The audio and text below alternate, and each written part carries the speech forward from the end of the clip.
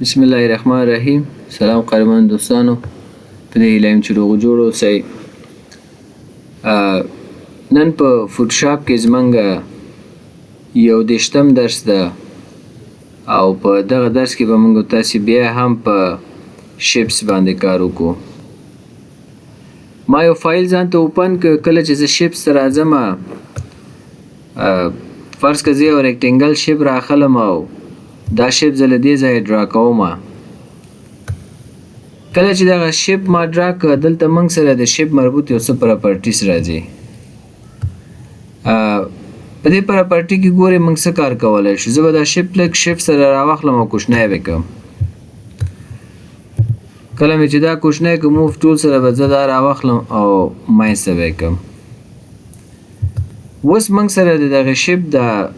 کارنرز چې دي، دا کنجونه چې دي، ګورئ داسې تیره رقم شکل باندې دی. که زه چېرته دا ورته انتخاب کړم او غواړم چې د دې کې زه تغییر راولم او خمیدګي پکې ایجاد کړم، نو دلته موږ سره دا 4 طرفه کنجونو دپاره اپشن شته. که دا کم زنځیر علامه چې تاسو ته ښکاري، دا که چېرته آن وي موږ سره او زه دلته 40 پکسله تغییر راوستل په کنجونو کې غواړم، نو چې انټر کړم ټولو ته اپلای کېږي. اوس وګورئ دغه زمونږ شیپ چې دی یا ریکټینګل، ګورئ دا کنجونه موږ سره د 40 پکسلو په اندازه تاو شو. زه دا شیپ بیرته ډیلیټوم. بیا هم راځم زه شیپ اخلم. چې کله مې شیپ را انتخاب کړلو، ریډیس یا دغه کارنر له دې ځایه هم موږ تاسې کولی شو چې ورته مشخص کو. فرض که زه 50 پکسله ورته وایم، ریډیس باید زما چې دغه ریکټینګل ولري.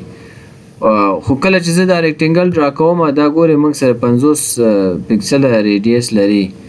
که اوس زه غواړم چې په دې کې تغییر راولم، له دې ځایه تغییر نشم راوستلی. دا د نوي ریکټینګل دپاره تغییر موږ سره معنی. کم چې موجوده وي هغې دپاره که موږ غواړو چې ریډیس یا دغه کنجونه یې کم زیات کړو، هغې دپاره پراپرټیز ته راځو، له دې ځایه دا کار کولی شو. فرض که زه ورته وایم چې 20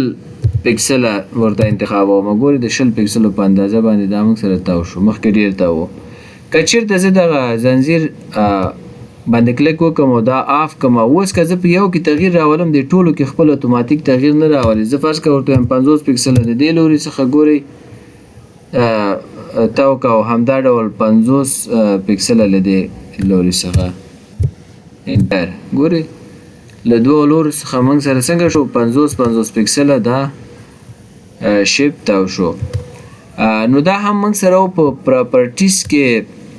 چې څه ډول کولی شو کارنرز موږ تاو کړو. نو دا معمولا موږ آن پرېږدو دا زنځیر، ځکه که یو کې تغییر راولو ټولو کنجونو کې باید تغییر راشي. نو دا ستاسې خپله خوښه ده، ستاسې څه ډول ضرورت شو. زه به دا شیپ ډیلیټ کړم. بیا شیپ اخلم. بل موږ سره دلته ګورئ په دې پراپرټیز کې چې ده موږ سره یو څو کمانډونه دي. لومړی نیو لایر دی، کمباین شیپ دی، سبټرکټ فرنٹ شیپ دی، انټرسیکټ شیپ ایریا ده او ایکسکلود اوورلپینګ شیپ دی. دا موږ سره څه کار کوي؟ که زه نیو لایر انتخاب کړم، دلته راشم یو شیپ اضافه کړم، دلته موږ سره یوازې بکګراوند دی. خو که شیپ اضافه کوم، دا بکګراوند په خپل حال پاتې کېږي او شیپ موږ ته په نیو لایر کې راځي. دا یوه خبره. کله چې موږ سره شیپ راشي، تاسې پراپرټیز کې وګورئ دا پات فاینډر، دا اپشنونه او دا اپشنونه دواړه یو دي او دا ډېر مهم کار موږ سره سرته رسوي. زه دا وار ورته اخلم، وایم چې نیو لایر نه تېر شه، کمباین که موږ سره دا کمباین ورته انتخابوم. اوس که زه راشم دلته د دې سره بل یو شیپ اضافه کوم، دا دواړه موږ سره څنګه کېږي؟ کمباین کېږي موږ سره. زه به د دې دا سټروک چې دی دا به زه ورته آف کړم تر څو تاسې ته صحیح ښکاره شي. سټروک مې ورته آف کړ او موف ټول راخلم او یو انټر کوم. ګورئ دا یې موږ سره څنګه کمباین کړ، دواړه شکلونه یې موږ سره یو کړلو. زه دا بیرته ډیلیټوم. بیا راځم دوم اپشن ته، نیو لایر. خو موږ ته په نیو لایر کې هماغه شیپ ډرا کوي. کمباین په دې معنا باندې چې په همدغه بکګراوند کې موږ ته شیپونه سره کمباین کوي. سبټرکټ موږ سره څه کار کوي؟ ګورئ زه سبټرکټ ورته انتخابوم. دی به شو سبټرکټ ته. لومړی به یې زه یو شیپ ډرا کړم. زه فرض که دا یو شیپ ډرا کوم تر دې ځایه، چې کله مې ډرا کو اوس سبټراک ورته انتخابو صحیح ده خو اوس لدی وروسته څه کار کوم زه ورته وایم چې الیپس ورته اخلم ورته هم دغه ساحه څنګه کو سبټراک کړه فرنٹ دا ورته انتخابوم ګوري سبټراک شو موږ سره په دې معنا باندې چې دغه شیپ موږ سره دغه ساحه څنګه شو دا فرنٹ شیپ موږ سره د غلاندې شیپ سبټراک ک زه دا فرض کې انټر پریس کوم ګوري ما سره دغه یو شیپ جوړ شو نو دا هم بیرته څنګه کوم ډیلیټ اوم بیا هم راځم شیپ ته دا شیپ ډرا کوم او لدی وروسته انټرسیک شیپ ته راځم دا ورته انتخابوم چې کله انټرسیک مې ورته انتخاب کو فرض کړه دغه ساحه اوس ورته انتخابوم دا مې چې ورته انتخاب ک دغه پاس زم ډیلیټیږي لاندې او دغه مې ساحه موږ سره څنګه کیږي زموږ ټول اخلم انټر کوم ګوري په انټرسیک سره ګوري موږ داسې یو شیپ ذات جوړ ک نو زه دا هم راخلم او ډیلیټ اوم بیا زه دا شیپ راخلم او دا ډرا کوم او لدی وروسته راځم دلته ایکسکلود اوورلپینګ ورته انتخابوم دا تقریبا د انټرسیک برعکس کار کوي و زه ورته دا ځای انتخابوم ګوري چې دا مې ورته انتخاب ک دغه کم ساحه چې مینځ وي مخکې هغه مونږ ته نه جلا کوو دا اوس لاندې او پاس ساحه پرېږدي او دا ځای مونږ ته څنګه کوي اوورلپ کوي او سپینوي مونږ ته ګوري دغسې یو شیپ مونږ څنګه که جوړ که دا ډېر مهم کمانډونه دي کله چې مونږ او تاسې ډیزاین کوو نو بیا مونږ او تاسې له دې کمانډونو نه استفاده کوو فرض که زه دا ساحه غواړم انتخاب کوم تر دې ځایه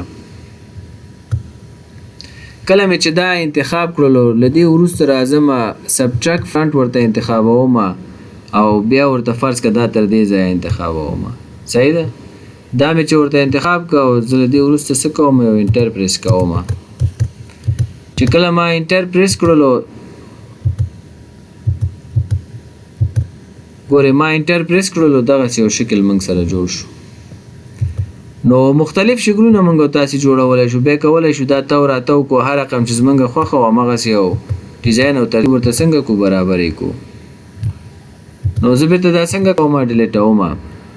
همدا ډول فرض که زه راځم دغه یو شیپ انتخابوم او له دې وروسته زه به دا شیپ تر دغې ساحې پورې څنګه کم ډرا کړم ګورې دا ما تر دې ځای پورې ډرا کړلو او له دې وروسته چې دا شیپ ما ډرا کړلو فرض که راځم زه بل شیپ راخلم دلته به ورته انتخاب کو سبټراک به ورته انتخاب کو او له دې وروسته به راشم زه ریکټینګل راواخلم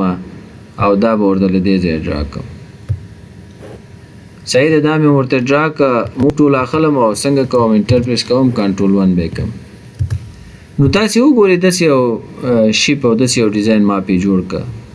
مختلف ډیزاینونه تاسې کولی شئ د شیپ څخه په استفادې او دغه کم کمانډونه چې دي د دې نه استفاده وکړئ او شکلونه ډرا کړئ او ډیزاین کې به تاسې سره ډېره مرسته وکړي کنټرول 0 پریس کوم چې تر څو موږ سره دا پیج لږ لوی شي نو دا موږ سره په شیپ کې یو څو پاتې موارد چې تاسې سره مې شریک کړه بل راځو پین ټول ته ما په تېرو درسونو کې تاسو ته ویلی فوټوشاپ کې یو پکسلز دي یو هم موږ سره ویکټور ده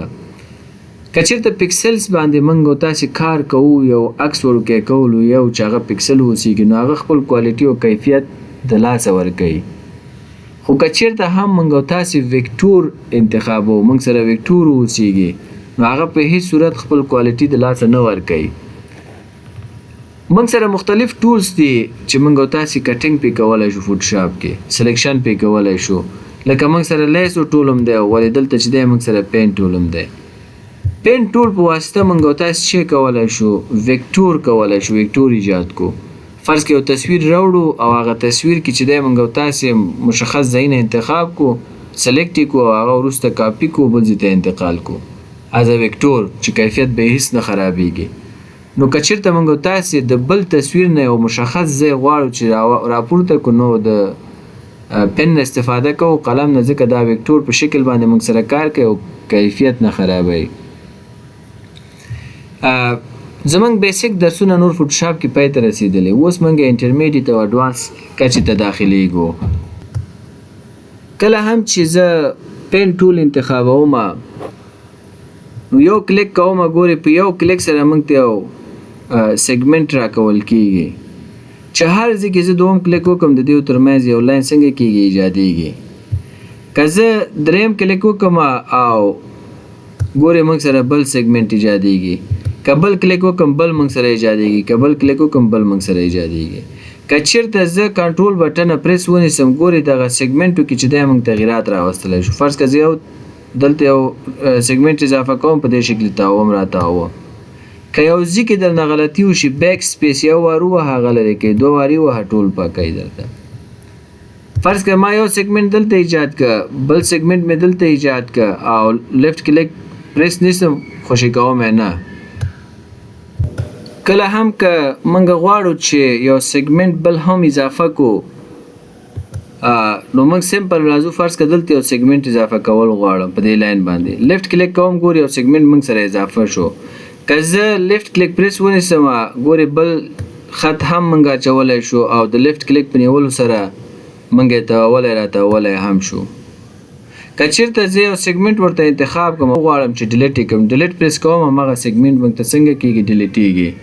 فرض که زه دا انتخابوم ورته او ډیلیټ کوم یې ډیلیټېږي که بیک سپیس وهم ټول موږ سره دی کوي او ډیلیټوي نو دا هم موږ سره و د پین ټول فقط معرفت چې په پین ټول باندې موږ تاسو کولی شو ویکټور ایجاد کو